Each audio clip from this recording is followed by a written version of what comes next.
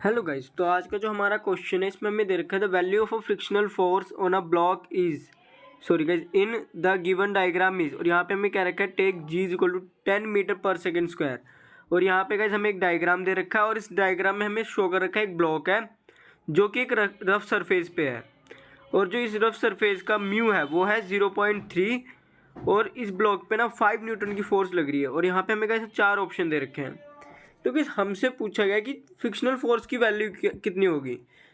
तो गाइस जो यहाँ पे हमारा सबसे पहला टारगेट होगा वो होगा कि जो स्टैटिक फ्रिक्शन है ना उसकी हम मैक्सिमम वैल्यू फाइंड आउट करेंगे। और हमें पता है कि जो स्टैटिक फ्रिक्शन की मैक्सिमम वैल्यू होती है उसे ही हम लिमिटिंग फ्रिक्शन कहते हैं। तो यहाँ पे हमारा सबसे पहला टारगेट होगा कि हम स्टैटिक फ्रिक्शन की मैक्सिमम वैल्यू को फाइंड आउट करें। तो उसको फाइंड आउट करने के लिए हम फ्रिक्शन का ये वाला फॉर्मूला यूज़ करेंगे, F S is equal to mu into M जी।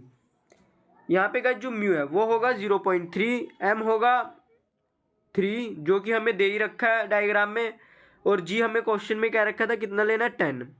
तो गाइस यहाँ से जो फ्रिक्शनल फोर्स की मैक्सिमम वैल्यू आ रही है वो आ रही है 9 न्यूटन।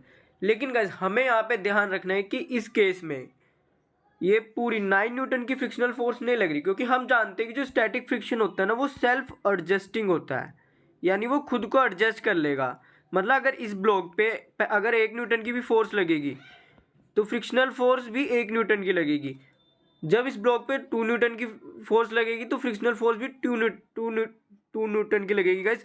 और जब इस ब्लॉक पे फ्रिक्शनल फोर्स 3 न्यूटन की लगेगी, सॉरी गाइस फ्रिक्शनल फोर्स नहीं गाइस, जब इस ब्लॉक पे फोर्स 3 न्यूटन की लगेगी ना तो तब फ्रिक्शनल फोर्स भी 3 न्यूटन की लगेगी। तो आप देख सकते हैं कि इस वक्त जो हमें डायग्राम दे रखा है उसमें जो फोर्स है वो कितनी लग रही है, वो लग रही है गाइस 5 न्यूटन। तो इसका मतलब जो स्टैटिक फ्रिक्शन की फोर्स इस केस में लग रही होगी वो लग रही होगी 5 न्यूटन, क्योंकि स्टैटिक फ्रिक्शनल फोर्स है वो एक सेल्फ एडजस्टिंग फोर्स है।